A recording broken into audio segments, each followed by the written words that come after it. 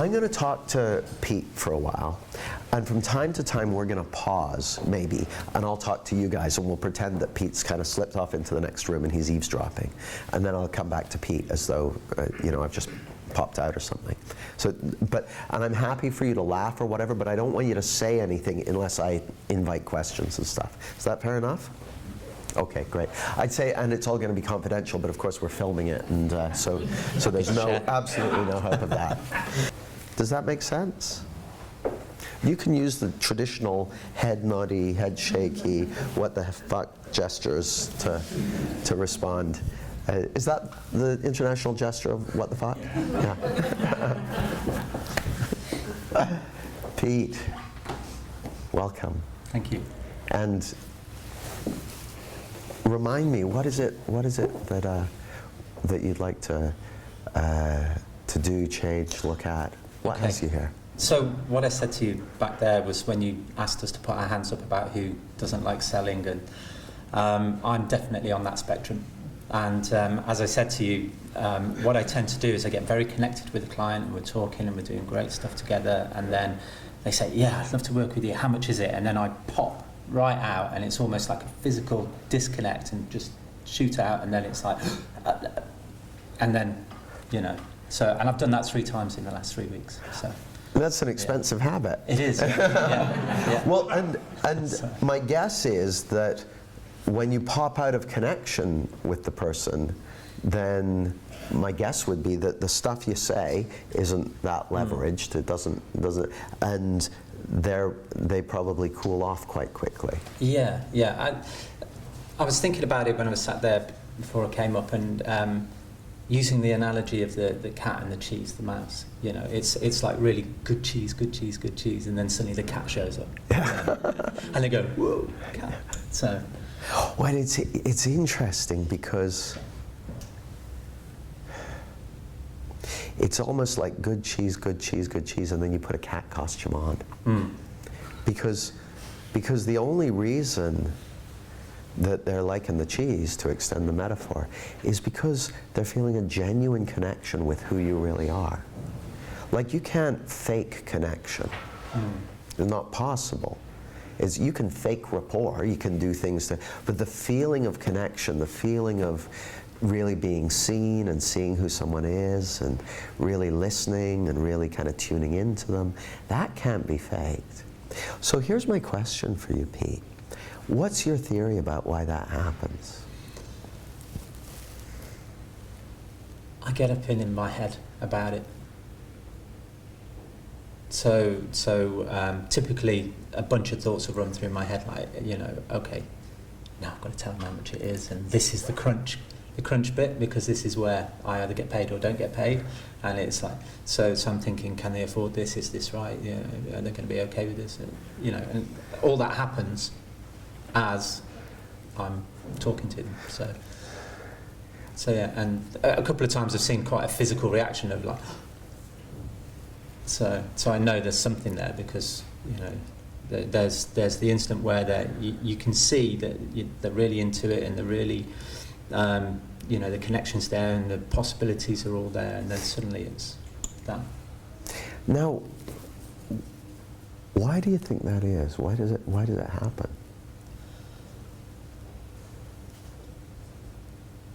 I don't know. I guess if I'm being frank and honest about how I think about it, I'm pretty sure it's because I'm attaching my own personal well-being to getting that fee. So obviously, if I don't make any money, then, you know, potentially we don't eat. Although that's not true, because my wife works for it. Well, yeah. So, but, you know, it's almost that. It's so interesting. Can I put this session on pause for a moment? Pete just said something. I can't tell you how many times I've heard this. He said, look, if I don't make the fee, then we don't eat. I've heard the 3 variations I've heard are, if I don't make the money, then we don't eat. If we don't make the money, if I don't make the money, then we'll be out on the street. And if I don't make the money, then I'll be living off baked beans for the rest of my life. or it's just pure survival. Now, there are parts of the world where that's true, but the UK isn't one of them. It's just not how it works. So, but it's interesting because Pete said that, and then he said, of course, I know it's not true, but on some level, my guess is it probably does seem true. Seems true that physical survival is at stake. Now, here's the thing. If you're having a deeply connected conversation with someone, and then you get to a point in the conversation where you have to ask them something, and your physical survival is dependent on them saying yes. So, like, imagine, no, I'm not going to get you to imagine this, but it's kind of like, oh, we're having this great conversation, and then I get a gun pointed at my head, and I have to make sure I perform right. It's like, it doesn't make, it's, of course. Now, from my perspective, that shows a fundamental misunderstanding of where security and okayness come from. And I know all of us have the idea from time to time that our security and okayness and freedom could come from money, but that's absolutely not true. Fundamental misunderstanding. It's not true. So that's good. So I know that there's something there. So we can have a look at that. Yeah, Ian. I'll repeat the question rather than taking the microphone off. Could I just say something about, because I'm from the sales domain, and it's inherent in the sales domain for sales managers who don't understand this type of work to breed and incubate the thoughts that Pete's having. True. It may not have been Pete's thought until the manager said, if you don't achieve this type of thing. And I think people get that around sales in my experience, they seem to have a conversation around sales that all of these targets and it's a bit high pressure. Sure. You either win or you lose, and it's like a given. We're born into. Well, yeah, I mean, it's part of the culture, and some people buy into it and some don't. But I don't think it's just from being told that that's what sales is like. I think it's more simple and fundamental, just issues of we've been conditioned into a misunderstanding about where security comes from. So you might have, for instance, a salesperson who does great at sales, but is totally neurotic about relationships, or someone who does great in relationships, but totally insecure about, I don't know if it's true or not, but the story I heard was that McKinsey, the international consulting firm, used to have a policy of hiring people who fit the personality profile of insecure overachievers.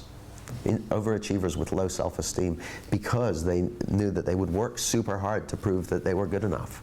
Well, that's just a misunderstanding of where security comes from. Thinking that it could come from validation, thinking that it could come from other people's opinion of you, or from the results you create. It's got nothing to do with it. You can be totally secure in yourself and not create any results at all. You can be wildly insecure and create lots of results. You can be wildly insecure and create no results. You can be wildly secure and create huge results. There's no causal connection between them. So I'm going to go back to Pete. So Pete, what I heard you say was that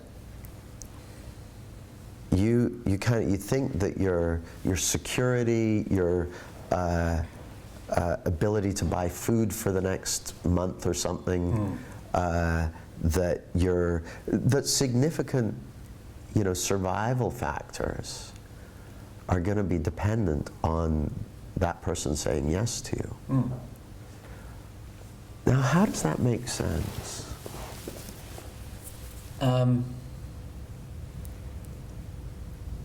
It doesn't necessarily make sense, because when I think about it afterwards, I know it's not true.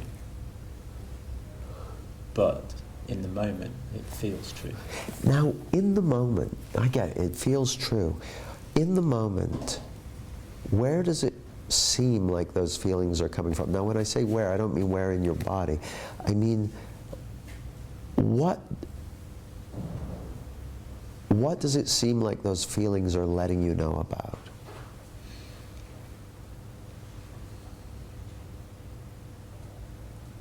So we know one of them is how much eating you're going to get to do in the subsequent weeks.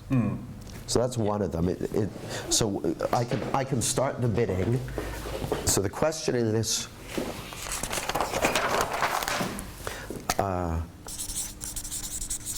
where does it seem like your feelings are coming from?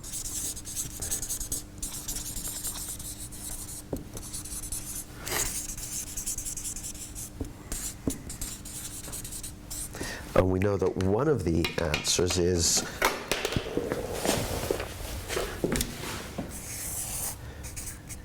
future lack of food. And food's important. Unless you're a breatharian,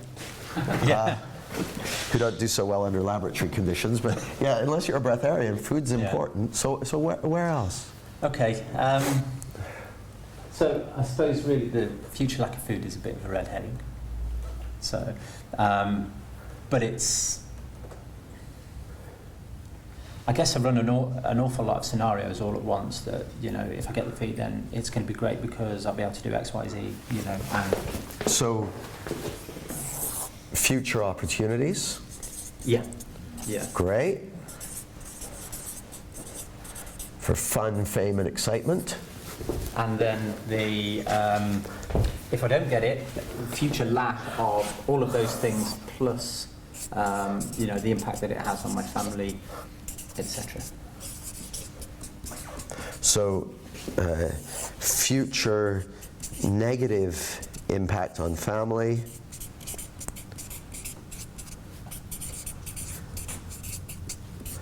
Wow. Anything else?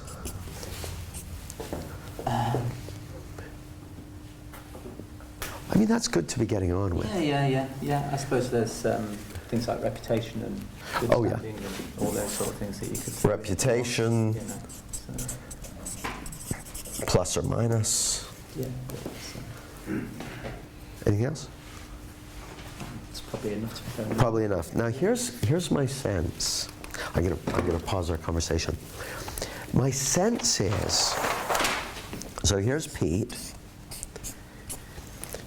My drawing of Pete looks remarkably similar to most of the other drawings of people I'll be doing this weekend. And here's time. Now, Pete's always in the present. It's the only place you can ever be, because he's always in the same place that his hands are.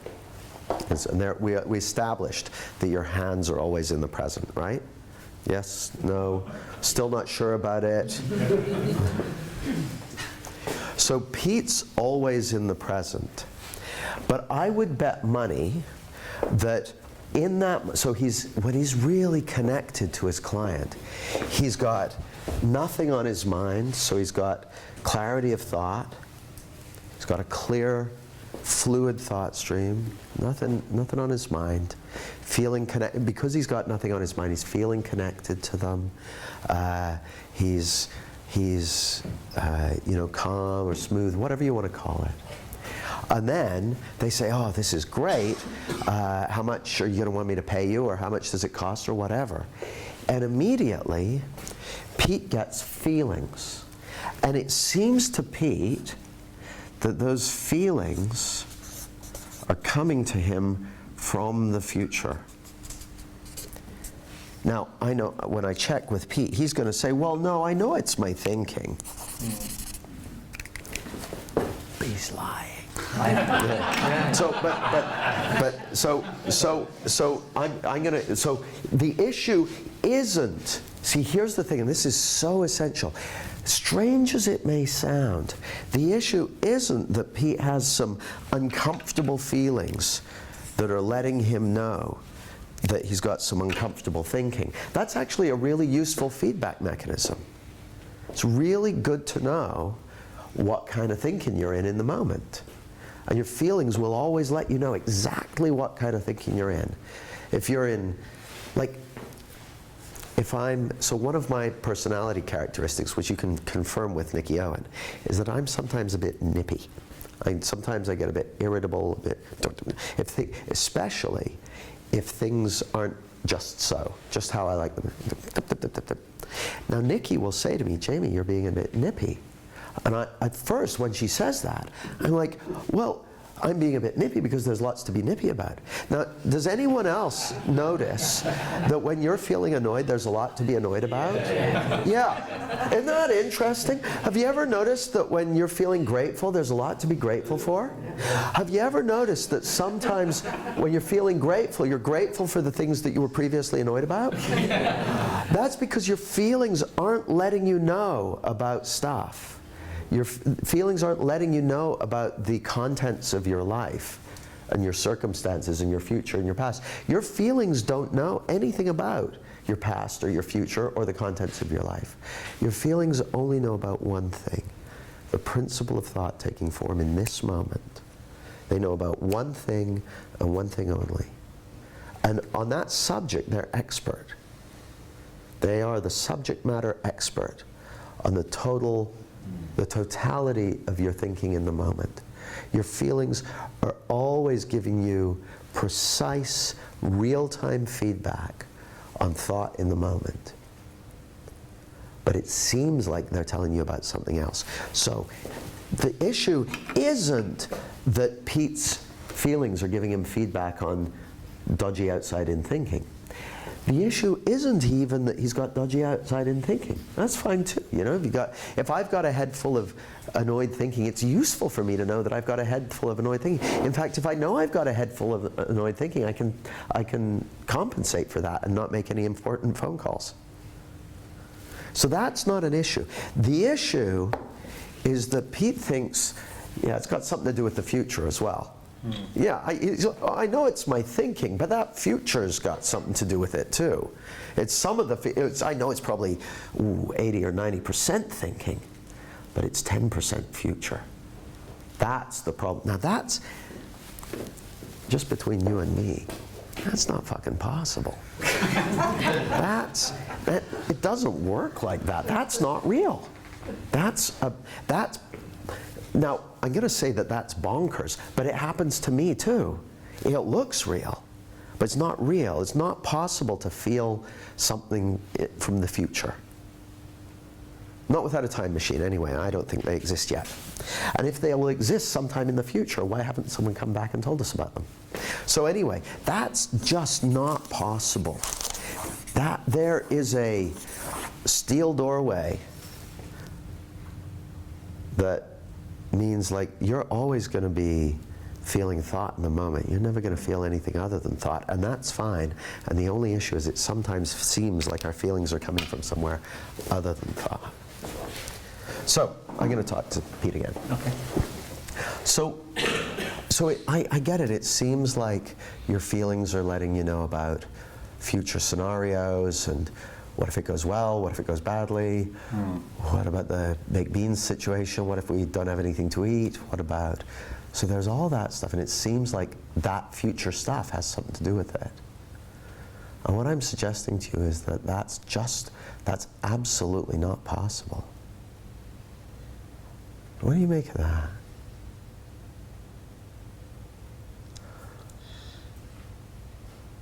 It doesn't feel like it. What doesn't feel like what? That it's not possible. I know. For me too, it's like, but it seems so real. Yeah. Well, that's the power of thought. Thought's a movie maker. But I mean, just looking at it, does it make sense on some level that can't possibly be what's going on?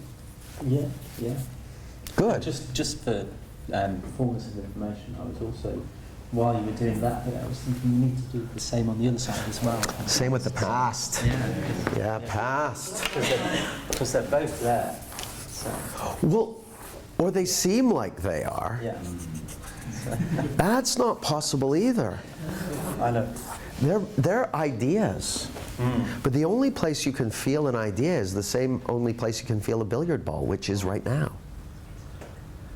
And it's got nothing to do with the past, and it's got nothing to do with the future. Well, here's the thing. I don't need you to get that. Is it puzzling to you that it looks so real, and I'm saying it just is not even slightly possible?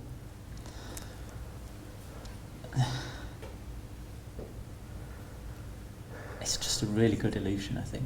Oh, it is a really good illusion. Yeah. But here's the thing, I'm not saying don't perceive it as real. I'm saying, what do you make of the fact that that something which seems absolutely real to you, it seems absolutely real, I get that, I'm not beating you up for it in any way, it seems absolutely real for you, is based on nothing resembling fact. Like that there's no grounding in reality for it. That it's as... See, here's the thing, Pete.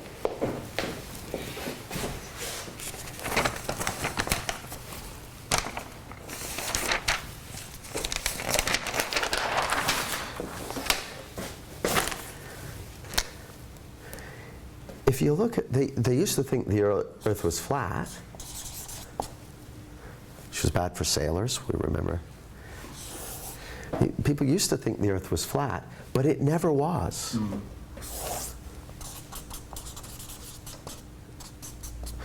People used to think that we lived in a geocentric universe, but we never did. Really smart people. People used to think that illness was caused by miasmas. And people used to think, and still do think, that we live in an outside-in world where we can feel things other than thought in the moment, where we can feel the future, can feel the past. It looks very compelling, but it's never worked that way. Like, the Earth was always roughly spherical. Not even for 1 minute was it flat. Not even for like a second. At no point. Like, it was always like that, even when it looked like it was like that. It was always solar-centric. Now it still looks like the sun rises, but it never actually has. Not even really nice ones. It was always the Earth going round. So it's a pure trick of the mind. Same with this. Same with this. So, to me, there's something kind of powerful in going, wow, even though it looks so real, there's no basis for it in reality.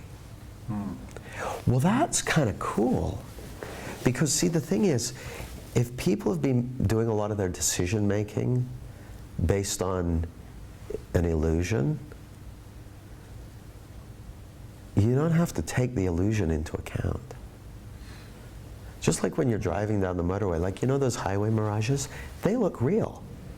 But you don't have to take them into account. You can drive right through them. You don't have to take it into account.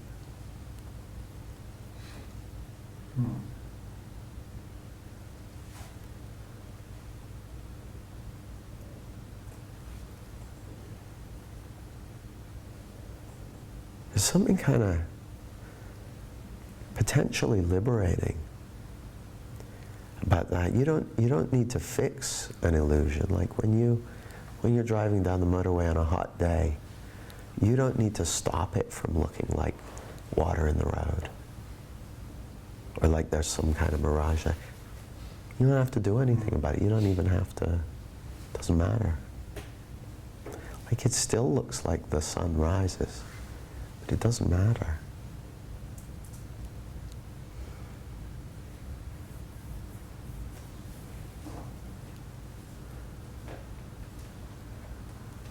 Now, what are you noticing, Pete?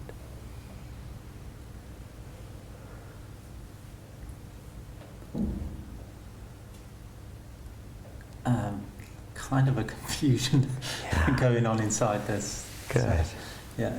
Well, see, that's so natural, because remember my picture of the platform?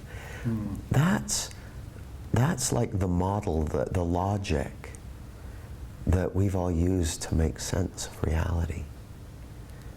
But it's got a misunderstanding wired into it.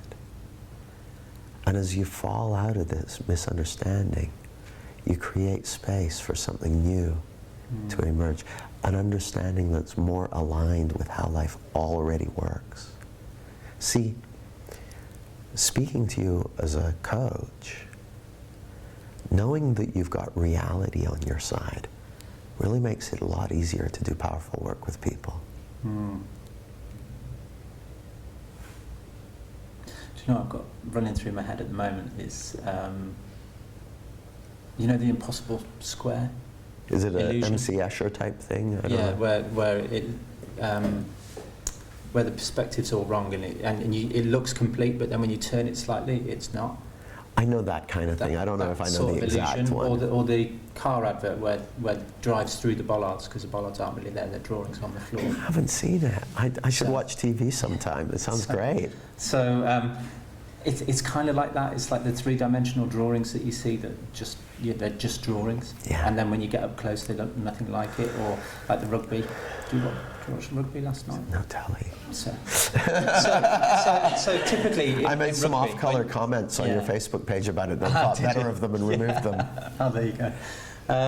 Well, it's like the advertising paintings on a rugby field. When you're at a match, they just look like these really elongated messes of paint. But when the TV camera's up above and showing it from the right perspective, it looks like a stand-up banner Yeah. that people are just running through. And it's kind of, I've got that almost, you know, I kind of believe it and don't believe it at the same time. It's that Beautiful. confusion. Yeah. So it's, Hang out there. I want you just to hang out there for a minute. Just hang out there. Because that's exactly where something new is being made available. So I'm going to pause our conversation and talk to them for a sec. Now, here's what I noticed. So I was having this chat with Pete about, you know, what do you make of the fact that that's just not possible? And at first he was kind of like, well, like, sort of, I get it intellectually, but I was like, yeah, but you know, and as I talked about, what I noticed is that suddenly I started feeling a lot more connected to him. Now, the moment I start feeling more connected to someone, I know that one or the other or both of us have fallen out of our thinking. I didn't have much on my mind to begin with, so I was guessing it was Pete. So for whatever reason, when I'm coaching someone at the front of the room, I'm not really thinking about anything. So it's great because if I suddenly start feeling more connected to a person, it probably means they've fallen out of their thinking. Which is another way of saying he's come back to reality. Now the funny thing is, for someone who's had a misunderstanding about life, who suddenly falls out of that illusion, it's often confusing. It's like, oh, all the reference points that I've been using suddenly aren't there anymore. Well, that's good. I don't want to stop him feeling confused, quite the opposite. I want to leave him in it. So when Pete started explaining about, you know, illusions and that sort of thing, I wanted to kind of get him out of that because I didn't want him to go to a more, I didn't want him to go to a concept of it. I just wanted him to hang out in that insight, in that aha, in that realization. Now, you might think, well, hang on, is it an aha because he hasn't said, aha, this is what's going on? But actually, the power of insight, which is just, for me, is just another way of saying the power of falling back into reality, the power of falling out of your illusions and misunderstandings, is that the moment that happens, you create a space for fresh, new, very, very helpful, well-calibrated, relevant thinking. When I say thinking, I mean information. Information to flood into your system that can do something for you. And you might not have a concept for it, doesn't matter. It'll show up with a feeling. So I haven't asked him this, but I would bet you guys money that the moment he and I started feeling more connected, he was in a nicer feeling than he'd been a minute before. Even if he was confused, I would bet money that, like, well, I'm confused, but I feel better than I did when we were talking about this earlier. Well, that's a good sign, because I remember my friend Chip Chipman saying, there's information in the feeling. And it was like, you what? It's like, there's information in the feeling. And I'd never really thought of that before, that there could be information in a feeling. But then I started thinking about, well, you know, when you first learn to ride a bicycle, and whoever's kind of helping you out with that says, okay, now balance. And you're like, what's a balance? And they're like, it's this feeling of, what kind of feeling? You'll know it when you feel it. You know, and you're going along and you're wobbling away, and then all of a sudden you're like, oh yeah, got it. Well, it's already in there. See, you already know what balance feels like. And you already know what healthy feels like. And you already know what it feels like to come home to who you really are.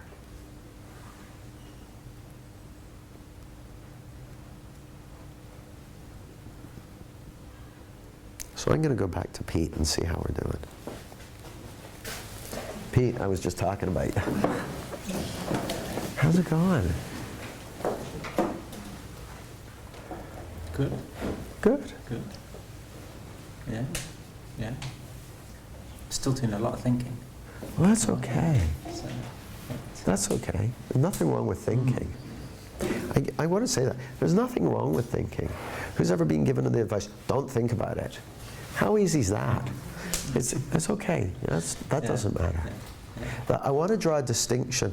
I once heard someone say, a very experienced teacher of these principles said, but for your thinking, you would be feeling connected and loving and resourceful and da-da-da-da-da.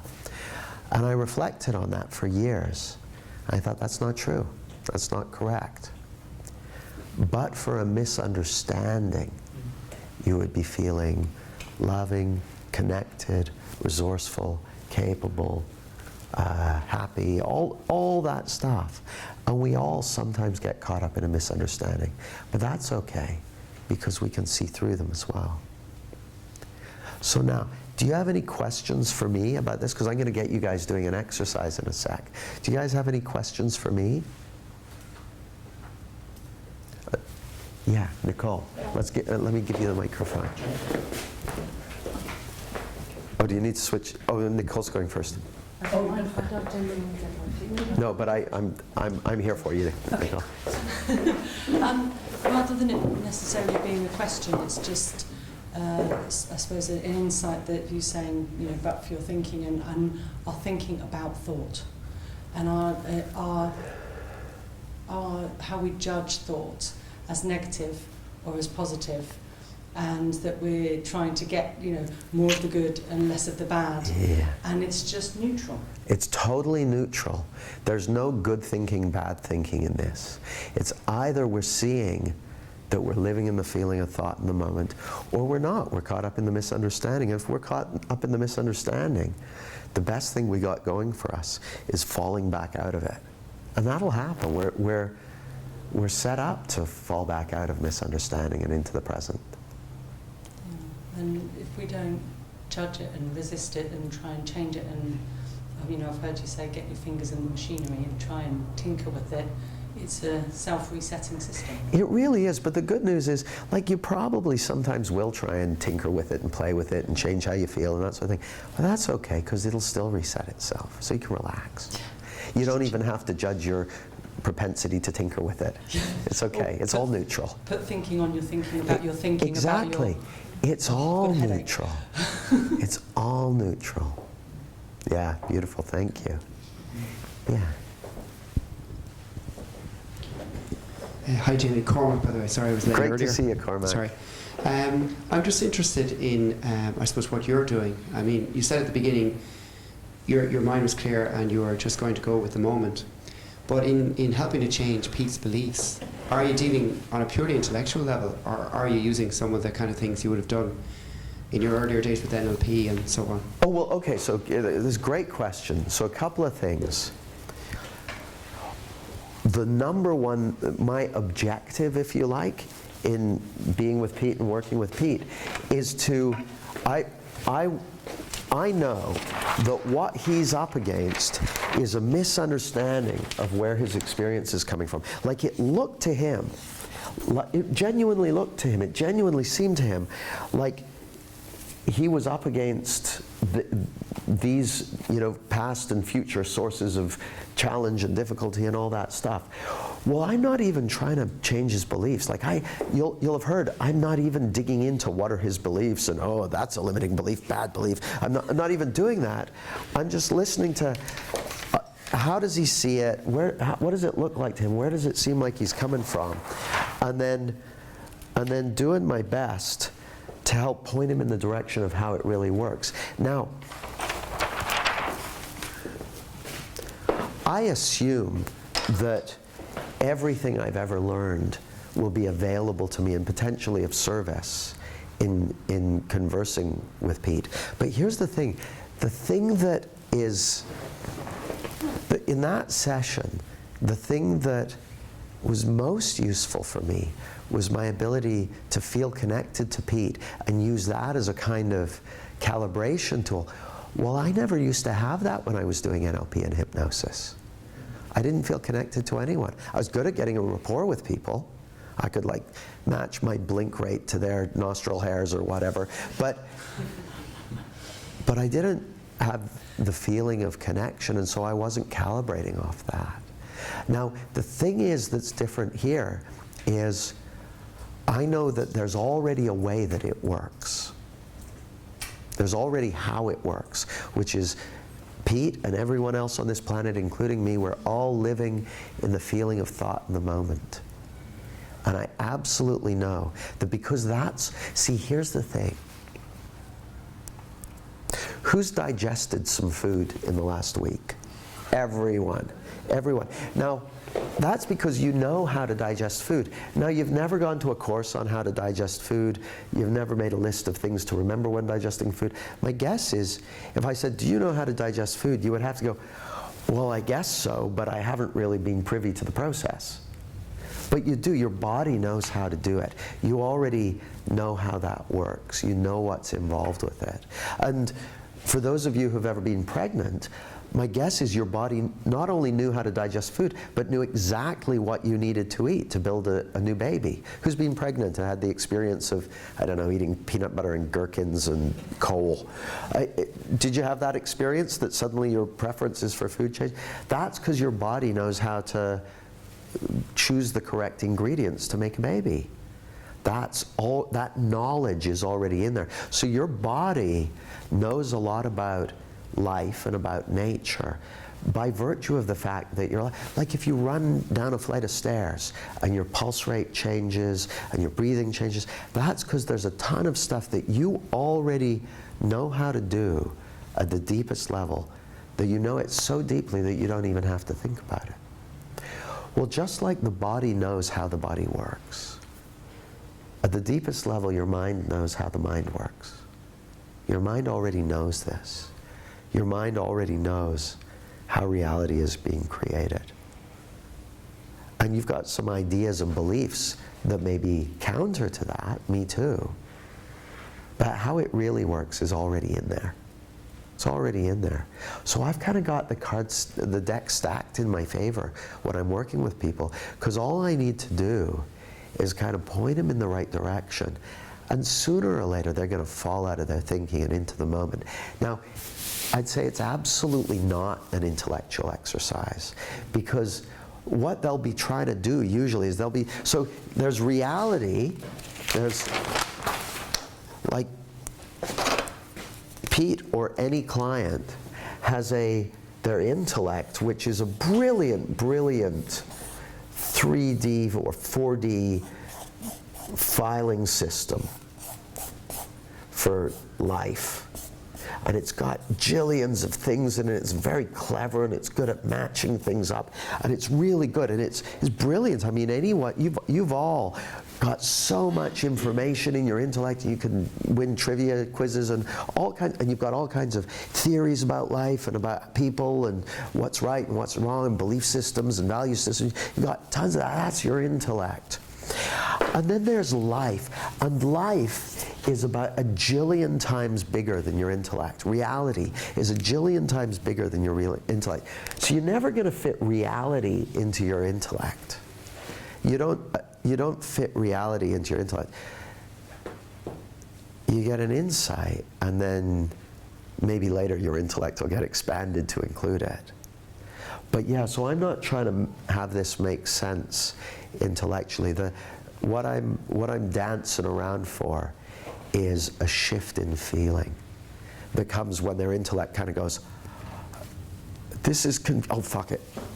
That basically, where their intellect goes, I'm going for lunch, and they fall out of their intellect and into the present moment. So I know I use a kind of explanatory style, but it's all, what I'm really doing is just doing whatever makes sense to me to map the path that's going to get us to the point where his intellect goes, oh fuck it, I'm out of here.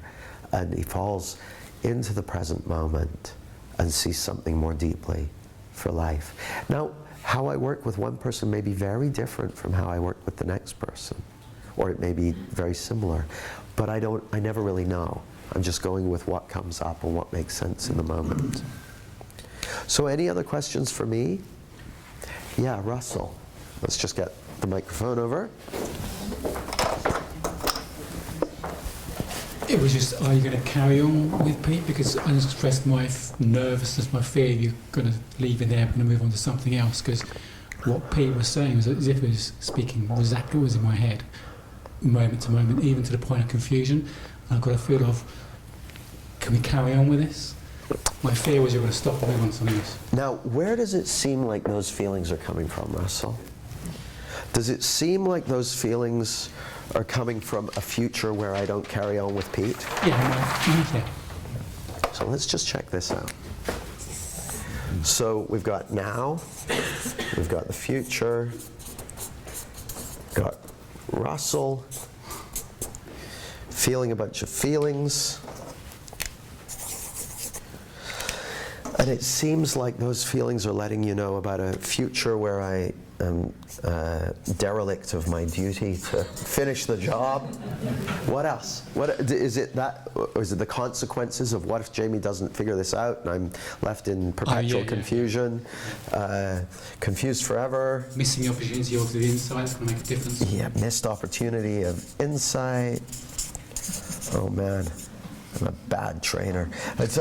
So it seems to Russell, as far as I can tell, like his feelings are letting him know about a future negative scenario.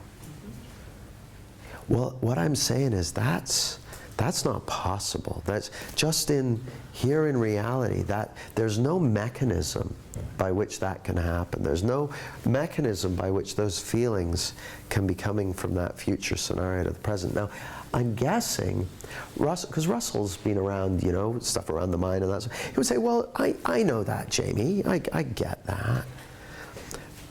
But what I'm going to suggest, Russell, is, are you open to the possibility that you just don't see that at the moment? Now, what do you make of that? That I'm saying that this reality where Russell's able to sense future events, that doesn't exist, that's a fantasy world, that's as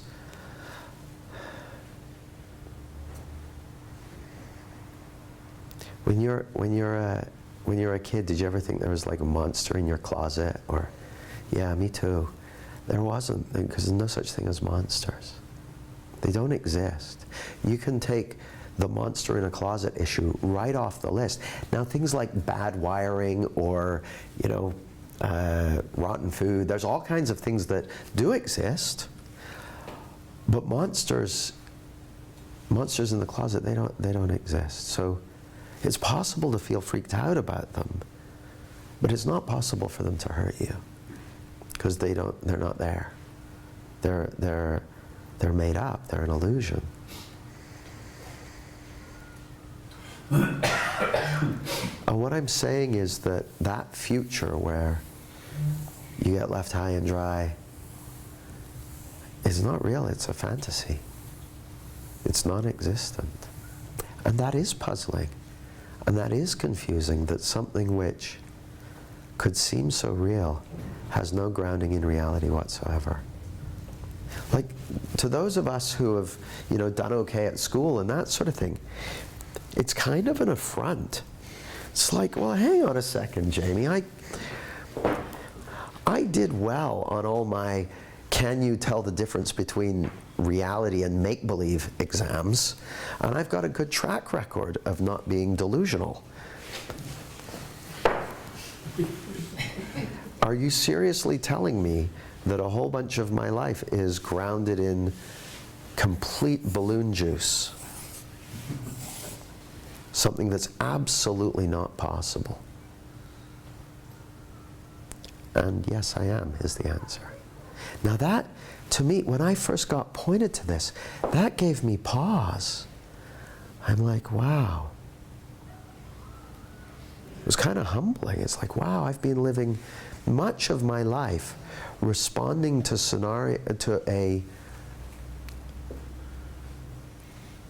what seemed like a fact of life that just never existed, that was as illusory as the sun going around the earth. Interesting. Interesting. We're going to do an experiment with it in a bit. Andreas.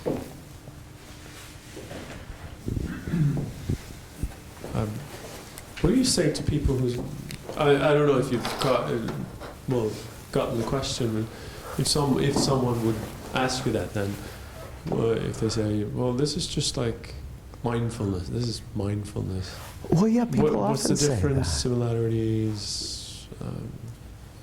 Well, when people say, it depends what the context is. But if someone says to me, Andreas, you can give them the microphone back. So you pretend to be the person who says, is this like mindfulness? Well, I know about mindfulness. Isn't this just a new version of mindfulness? Well, help me understand. What did you hear that put you in mind of mindfulness? Yeah, mindfulness, being in the present, and being here now. Well, yeah, I would say you're absolutely on the money that the purpose of mindfulness rituals and the purpose of mindfulness techniques and the purpose of mindfulness meditation is so that a person can get a feel for being in the present moment. So that's what mindfulness is trying to attempt. What I'm pointing to is a little bit different. I'm saying the only reason, rather than say, I guess what mindfulness does, mindfulness tries to answer the question, how do I spend more time in the present? It gives you something to do. I'm trying to answer a different question. Why on earth would you be spending time somewhere else in the first place? What possible reason could any of us have to spend our time anywhere other than the present? And it turns out there's a good answer to that. The answer to that is a fundamental societal misunderstanding about where our experience is coming from. That's the cause of many of the most serious and heartbreaking problems in the lives of individuals and entire countries. And once we see through this, the whole world's going to change. Now, that's not necessarily what I would say to them, but that's what I said to you. So, but it just depends. I mean, one of the things I'll often do, though, if someone's asking, isn't this just the same as, whatever, mindfulness, NLP, Buddhism, Christianity, heroin, whatever, well, that's great, because what they're doing is a very human thing. The way we make sense of things is we look for similarities and differences. And if we see similarities, then we'll think that they're similar. So I want to find out, what have they heard that's similar to that? Also, what's their relationship to it? How do they think of it? So you'll notice that very rarely do I ever defend. I just don't, I'll kind of, tell me more. Tell me more. Yeah. Jay. This might sound like a really silly question, but I'm feeling like I need to go home and throw every personal development book I've ever had in the dustbin. Well, I already did that with all my NLPs. I'm sorry about that. Yeah, I've been sitting here and, you've been sitting interviewing Pete or coaching Pete and looking at that that we are always, we're never ever in the past or the future. It almost doesn't exist. It's the only game in town. It's the only game in town is now. So then I've been sitting down and thinking about, this good thinking and bad thinking, and I've got to stop being negative, and all that's negative energy, and all this stuff that we kind of that puts it outside. But to really just see that, I'm thinking to myself, well, all these, I spend hours of my life, like, I've got to read this person, I've got to read that, and I say to myself, I'm just drawing what I need and leaving the rest, but really understanding it's all information, and all I've got is now, and I'm the expert on me, so, yeah. So, sorry, it wasn't a question. Well, I here's think my question. What are you going to do with all your extra time? I'm going to have some bloody fun and leave. Stop bloody reading. And just realising that I have now, and everything I know I keep saying that, having this insight, but I really just have it over and over again until I kind of get it. That I'm only ever living in the present moment, and that all of that feeling of, oh my God, the future, and am I going to die, and my children, and the legacy, and all these things, and am I going to die and never fulfill what you're supposed to do? Everything that I've ever believed, it's not that I despise it, but it's kind of like this kind of carrot that you're constantly chasing. Fix it, fix yourself, when really all you need to do is just live and have a cup of tea. You got it. You got it. And relax. Yeah. Yeah. Sorry, I feel like that. There's nothing wrong with you. There's nothing wrong with you. There's nothing wrong with you. There's nothing wrong with any of your clients. They're not broken. They're fine. They have a misunderstanding, and so do I. I get tricked, and we'll talk about that more tomorrow, but there's nothing wrong with them.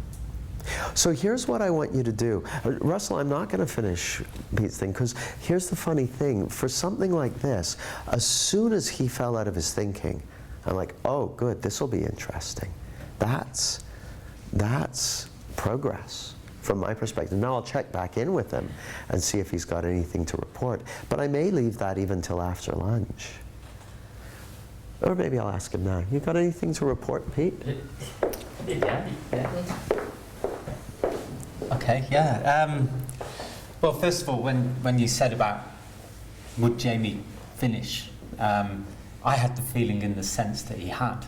Yeah, me too. So and also when you were talking about the intellectual aspects of things, and I think when I was describing the illusions and all those different, that was the intellectual side that was just still fighting to hold on to, right, okay, let's explain it, as opposed to let's just sit in it. And then after that I just sort of sat in it, and I've just been sat in it, and it was almost like everything else had fallen away. I was just listening to everybody else saying all these things. I was like, yeah. Well, and that was why I when Pete was starting to use analogy, that was why I kind of paused him, because you'll often find that, speaking to you guys as coaches, you'll find that people will fall out of their thinking and they'll touch that place. And I can't tell you how many times I've had, they're like, I've never felt this good in my life. Oh, it's so simple, isn't it? Did I tell you what happened to me the other week? So they love it, and it feels wholesome and natural and real and organic and healthy, and like they've come home to who they really are. And then the ego goes, oh, this doesn't look good for me. It goes, this is somewhat unfamiliar. What does my job look like if there's nothing missing and nothing wrong with them? And so that familiarity of being busy in the head, or conceptualizing that, they'll often try and jump out of that and into that, and I'll just kind of go shh and quiet them down and let them languish in that space of clarity and connection, because it's a very nourishing place. Like how it looks to me, on your computer, it sometimes says updates, updates now ready, or update just downloaded. By the way, they call it an update. You know what that really means?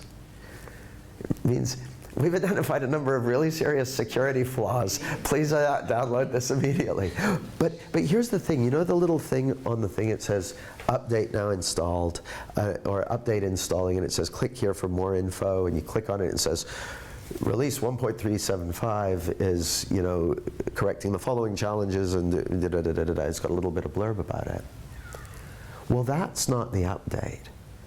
The update is machine code that's being downloaded to your computer that you're never even going to see. You just see the effects of it. That's what does the heavy lifting. The thing on the screen is just a message to let you know something about it. Well, it's the same when someone has an aha or an insight. The words they say about it or the concept they have about it, that's not the insight.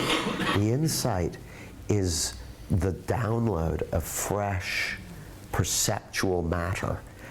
It's not even matter, but fresh perceptual material that allows you to see the world in you, that allows you to see the world more clearly.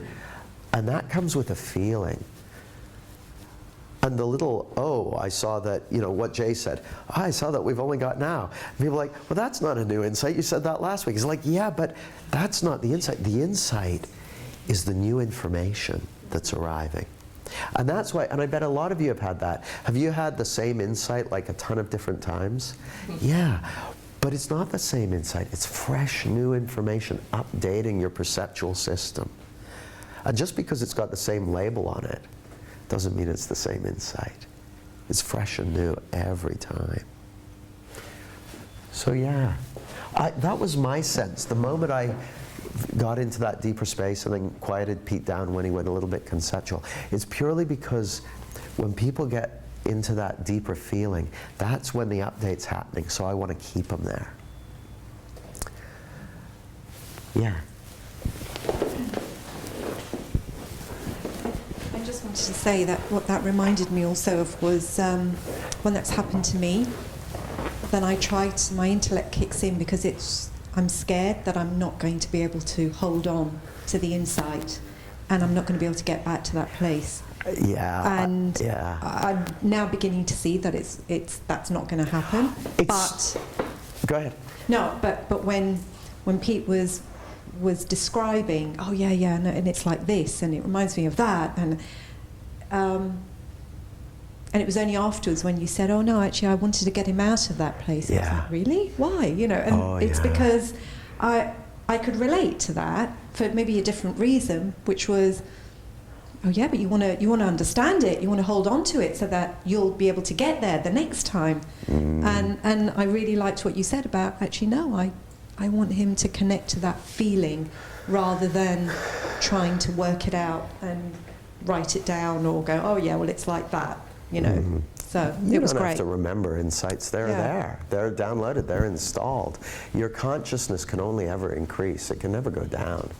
It's sort of the equivalent, Nita, of your computer goes, update such and such is now downloaded, you know, release 7.3. It's like, oh, I better take a screenshot of that so it stays installed. It's like, no, you don't have to. It's already handled. You can relax. It's like, well, no, because I keep them all in a special place and they're all there. And if ever something goes wrong, I can go back to them and I'll clip and paste it on the screen so that it's working. I could have done that at one point. I would have done it. It's just not how it works. You don't have to do that. It's already handled. So yeah, Michael. Oh, we got questions for the live streamers.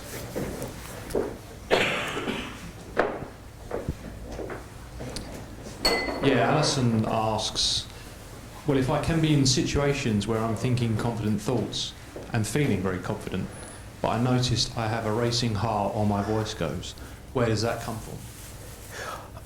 Let me see if I understand the question. So she said, I'm in a situation where I'm thinking confident thoughts and feeling confident, but my heart's racing. That's probably adrenaline. That's the most reliable thing to get my heart racing. But I'm guessing by answering that, I haven't really answered your question. So would you be able to ask your question a different way? Because I'm probably missing what it is you're asking.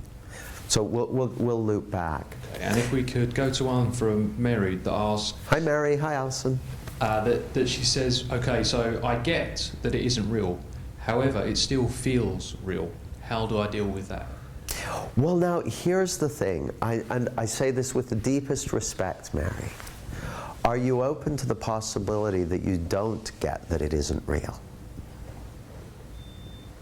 Because here's the thing, if we use an example of something that you do get, that it isn't real. You go to the movies. You go to the movies, you watch movies, and you know that it isn't real. And so you can let yourself go and enjoy the experience of, you know, high pulse rate, or weeping, or heart filling up with joy and love. Whatever kind of movies you like. I like horror movies, so. But whatever kind of movies you like, you go there and you totally engage with the illusion. And you feel free to do that because you know it isn't real. You know it's just actors in makeup who are putting on, they're pretending. They're pretending. That's not really them. They're pretending. And so, but you know that because you deeply get the nature of movies. So you're not, when you sit in a movie, you're not doing stuff to try and manage your state. Like, oh no, I'm feeling nervous because they're going to a job interview, but I don't want to let the employer see that I'm nervous. It's like, well, no, you don't have to worry about that. You're fine. You're fine because you know that it's a movie. The only thing, in my opinion, that would have you asking, how do I deal with such and such, is because you don't get that it's an illusion. And that's totally okay. There are places for me where I don't get that it's an illusion. And that's totally okay. But this is how it works. Yeah, Jamie. I was just going to say, I can stand up so the live streamers can see. I had a similar thing going on for me whilst I was listening to you. I thought, you know, I get that. And then I've still got this recurring thought going through, but I need the fucking money. So it just kind of proved how delusional my intellect was being in the moment. Yeah, and there's no shame in not getting it, not seeing it in the moment. Like, the whole deal with how our experience is created is sometimes you see it, sometimes you don't. Like when I was talking to Pete, I could tell by the feeling of connection that I was seeing life clearly at the moment, pretty clearly. You know, I'm not claiming special powers, but that I'm seeing life pretty clearly. There are other times when I'm not seeing life clearly at all, believe me. Like, proper nutcase. Proper, like, you'd be like, no, Jamie's smart. Yeah. Yeah, if you want to get a sense of what I'm like when I'm nutty, just think of what you're like when you're nutty. I'm kind of like that. Yeah, not seeing it right, and that happens to all of us too. And the thing is, Mary, when you see where it's coming from, in those moments, and you have those places in your life, when you see where it's coming from, you're not trying to do anything to fix it, because why would you bother? You like trying to fix how you feel in a movie. You don't need to. It's just a movie. And when you don't see it, what people often do is they go, well, I know I understand this, but how do I deal with it? Well, that's actually another way of saying I don't understand it right now. And we all have times when we don't understand it right now. Now, we're going to do an exercise. But first, can we give Pete a big round of applause? Thanks, Pete.